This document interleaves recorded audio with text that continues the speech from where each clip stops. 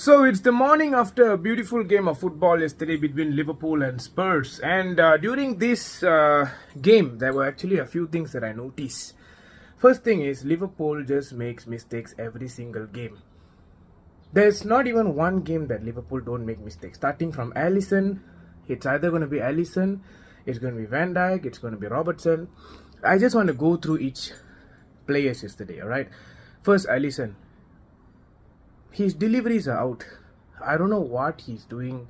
The way he delivers every time his ball, whenever he gives out, most of the distributions were not really accurate. But the one good thing about Alisson is he's a very good shot stopper. He can save pretty good. But he's one of the reasons yesterday there was a mistake. Second, Robertson. Robertson was bad yesterday. I think that left side Robertson is just... he's just not himself at the moment. A lot of missed passes, a lot of mistakes. So, nah. Van Dijk did. He made a beautiful block at the beginning. If it's not for that block, I believe Spurs would have been even easier into the game. But the overall Van Dijk's performance, he's no more the world's best centre back, or he's no more the world's top 10 centre back, because there's a lot of things have changed with him after that injury that he has faced. Even yesterday, suddenly slipping. I think that slip that he made gave Spurs the first goal. Alright, Ibrahima Konate, he is a good man. He's a good centre back. I think this season, I'm going to say that Konate is the best defender in Liverpool this season for me. This is what I see. The next is Trent Alexander-Arnold. Going forward, Trent is superb. Trent is superb, man. I don't know. I think it's time to look at his position and give him that center midfielder role. He's just so good at doing that.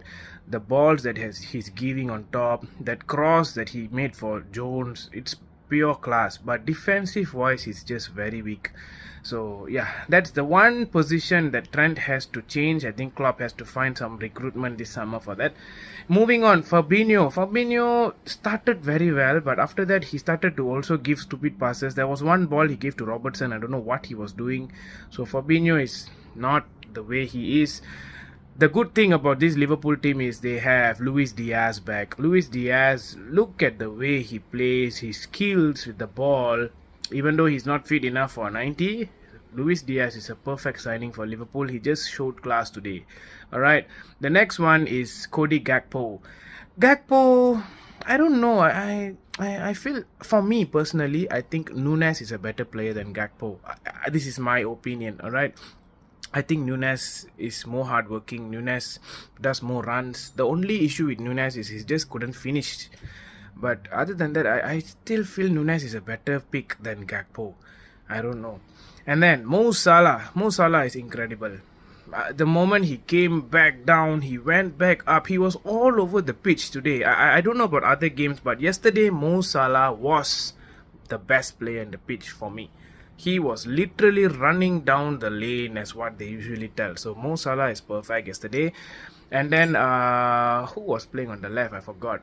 Yeah, it was Curtis Jones and Harvey Elliott. These two young fellas, they were okay. Curtis Jones were hardworking yesterday, but I think he should be sold. I don't know. And Harvey Elliott, he's okay also, but yeah, I think this Liverpool squad is just very average. Yesterday, that Jota goal, it should not have stand. You know why? Because Jota is supposed to be sent off.